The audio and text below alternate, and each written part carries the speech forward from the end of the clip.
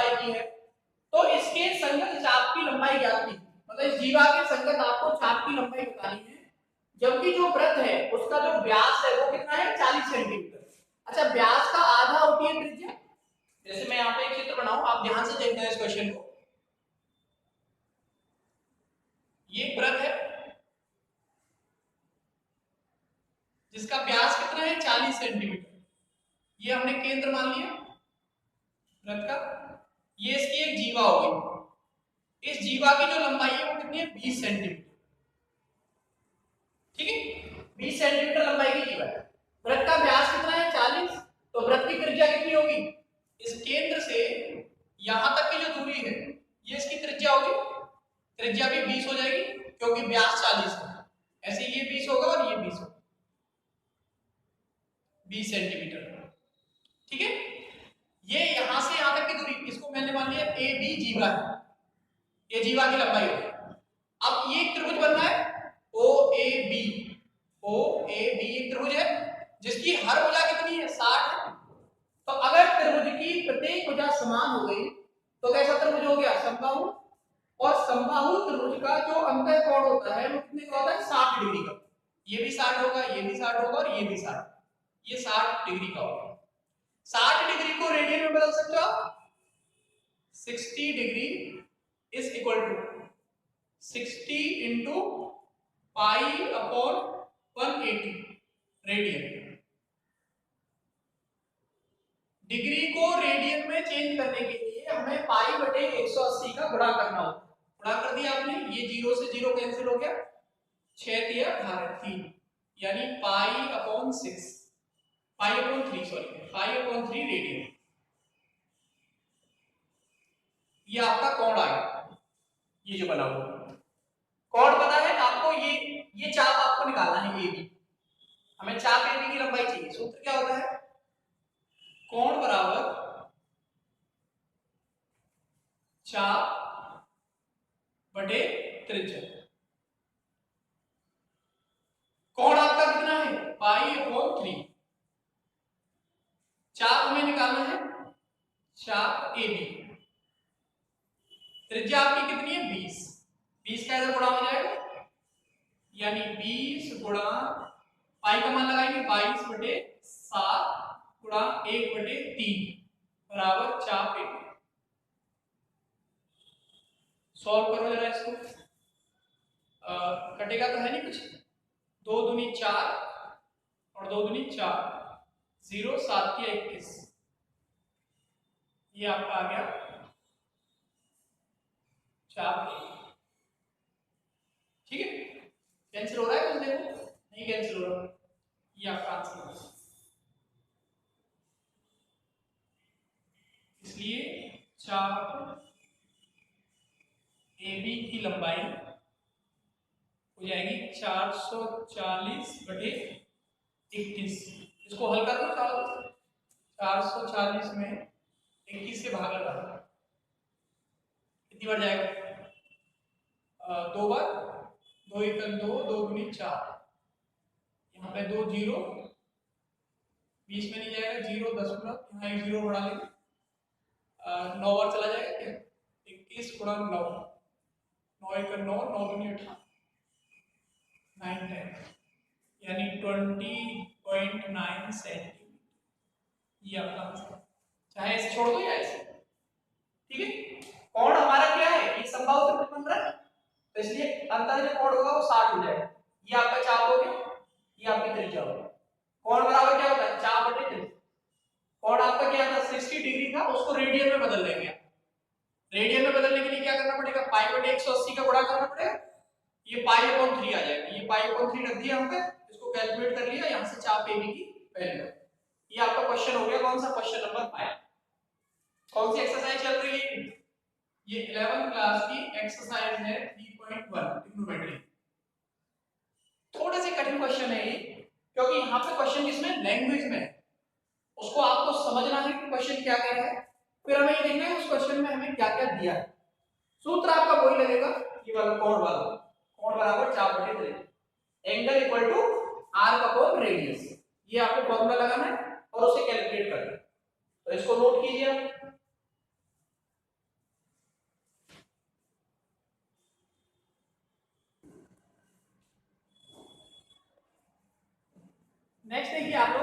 Question number है 6। ये कह रहा है यदि दो वृत्तों के समान लंबाई वाले चाप अपने केंद्रों पर क्रमशः 60 तथा 75 डिग्री के कोण बनाते हो तो उनकी त्रिज्याओं का अनुपात ज्ञात कीजिए।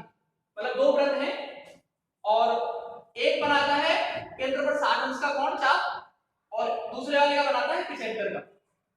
तो आपको ये बताना है, अच्छा वो चाप है उनकी लंबाई है समान है, तो आपको बताना है कि जो वृत्त है दोनों उनकी त्रिज्याओं में अनुपात कितना होगा। तो देखो कैसे करेंगे आप। जैसे मान लो एक वृत्त मैंने ये मान लिया, एक वृत्त ये है, ये इसका केंद्र है C1 और ये ऐसे चाप बना रहा है, ये चाप हो गया आपका AB, ये कोण है यहाँ पे कितने का 60 डिग्री।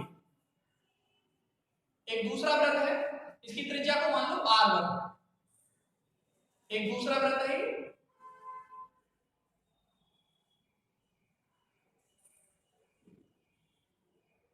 ये इसका केंद्र है C2, ये चाप है इसको बोलो CD, ये कोण बना रहा है यहाँ पे 75 डिग्री। इस चाप की लंबाई यहां से आकर मैंने अगर L मानी तो इस चाप की लंबाई भी कितनी है L, चाप AB की जो लंबाई है वो चाप CD के बराबर है। पहले क्या करना है आपको, इसकी त्रिज्या को मान लो R2, दूसरे वाले वृत्त की जो त्रिज्या है वो R2। तो इन दोनों वृत्तों की त्रिज्याओं में अनुपात बताना है कि त्रिज्याओं में कितना अनुपात। कंडीशन क्या दी हुई है कि दोनों जो चाप बना रहे हैं वो सेम है और जो केंद्र पर अंतर कोण बन रहा है वो एक में 60 का है और एक में 75 का है। ठीक है, तो पहले आपको इस डिग्री को रेडियन में बदलना है। तो सबसे पहले आप क्या करेंगे, 60 डिग्री को रेडियन में बदलेंगे। कितना आएगा बोलो, 60 इंटू पाई अपॉन 180 रेडियन। इसको सॉल्व कर लोगे आप, ये हो जाएगा आपका पाई अपॉन 3 रेडियन। ठीक है, अच्छा दूसरे वाले में तो 75 डिग्री है, ये हो जाएगा आपका 75 इंटू पाई अपॉन 180 रेडियन। इसको सॉल्व करेंगे आप, 5 से कितनी बार कटेगा ये, 5 एकम 5 और बचम 25, 15 बार, और ये 5 से 5 या 15, 16 17 18 3 30, 5 के 30, 3 पंजे 15 और 3 एकम 3, 3 दूनी 6, यानी कि 5 पाई अपॉन 12 रेडियन। ये आपका है 75 डिग्री। फॉर्मूला होता है कोण बराबर 4/त्रिज्या। देन इंप्लाइज चाप इक्वल टू कितना हो जाएगा, इस त्रिज्या का इधर गुणा हो जाएगा, यानी कि कोण गुणा त्रिज्या। Angle equal to r upon radius, तो आर इक्वल टू क्या होगा, r equal to angle into radius. अब अकॉर्डिंग टू क्वेश्चन जो चाप AB है वो बराबर है किसके, चाप CD। अच्छा चाप बराबर क्या है, कोण गुणा त्रिज्या। कोण कितना है यहाँ पे 60 का रेडियन में माप कितनी है, पाई अपॉन 3। कोण की आप लगा दी पाई अपॉन 3, त्रिज्या कितनी मानी आपने, R1। अच्छा दूसरे वाले का कोण कितना है 75 डिग्री, 75 डिग्री का रेडियन में माप कितनी है, रेडियन में है 5 पाई अपॉन 12, तो 5 पाई अपॉन 12 कोण इनटू त्रिज्या। त्रिज्या क्या मानी हमने R2, R2 को इधर ले आओ, ये इधर चला जाएगा, पाई से पाई कैंसिल हो जाएगा, ये 3 से 4 आ जाएगा, यानी R1 upon R2 equal to कितना आ रहा है 5 अपॉन 4, यानी क्या लिख सकते हो 5/4। ये आंसर। दोनों वृत्तों की त्रिज्याओं में कितने का अनुपात है, 5/4। एक बार और मैं समझा रहा हूं, दो वृत्त हैं अलग अलग, दोनों के पहले का कोण है 60, दूसरे का 75। चाप AB की लंबाई चाप CD के बराबर है, पहले की त्रिज्या आपने R1 मानी और दूसरे की त्रिज्या R2 मानी। सबसे पहले 60 डिग्री को रेडियन में बदला आपने, तो 60 डिग्री इक्वल टू क्या होगा 3 पाई अपॉन 3 रेडियन। ऐसे ही 75 डिग्री को रेडियन में बदला आपने, कितना आएगा 5 पाई अपॉन 12 रेडियन। चाप बराबर कोण बराबर होता है चाप गुणा त्रिज्या, तो चाप इक्वल टू क्या होगा कोण गुणा त्रिज्या, यानी R equal to angle into radius. तो चाप AB अकॉर्डिंग टू क्वेश्चन, प्रश्न के अनुसार क्या है कि चाप AB की जो लंबाई है वो चाप CD के बराबर है, और चाप किसके बराबर है, कोण का त्रिज्या। पहले वाले का कोण कितना है, पाई/3, त्रिज्या कितनी है r1, कोण गुणा त्रिज्या। दूसरे वाले का कोण कितना है 5π/12, 5π/12, और रेडियस कितनी मानी आपने r2 उधर भाग में आ जाएगा, ये पाई से पाई कट जाएगा, 3 से 4 बने 5/4, तो r1/r2 कितना आ गया 5/4, तो त्रिज्या में अनुपात कितना होगा 5/4, या r2/r1 लिखोगे तो 4/5 हो जाएगा। ऐसे भी लिख सकते हो, r2/r1 कितना हो जाएगा 4/5, यानी 4/5, ये आंसर है।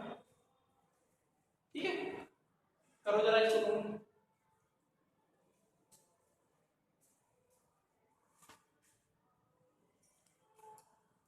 देखो आप लोग, नेक्स्ट क्वेश्चन है 7। ये कह रहा है 75 सेंटीमीटर लंबाई वाले एक दोलायमान दोलक का एक सिरे से दूसरे सिरे तक दोलन करने से जो कोण बनता है उसकी माप आपको रेडियन में ज्ञात करनी है, जबकि उसकी नोक द्वारा बनाए गए चाप की जो लंबाई है, दो क्वेश्चन है यहाँ पे 10 सेंटीमीटर और 21 सेंटीमीटर। तो देखो दोलायमान दोलक कैसे होता है, इस तरह का होता है, ये फिक्स है, यहां से यहां तक की जो दूरी है वो 75 है, ये इस तरीके से ऐसे दोलन कर रहा है दोनों तरफ। एक कंडीशन यहां पहुंच गई, उसको आप ए मान लो, इसको मान लो बी, ये भी कितना है 75 सेंटीमीटर।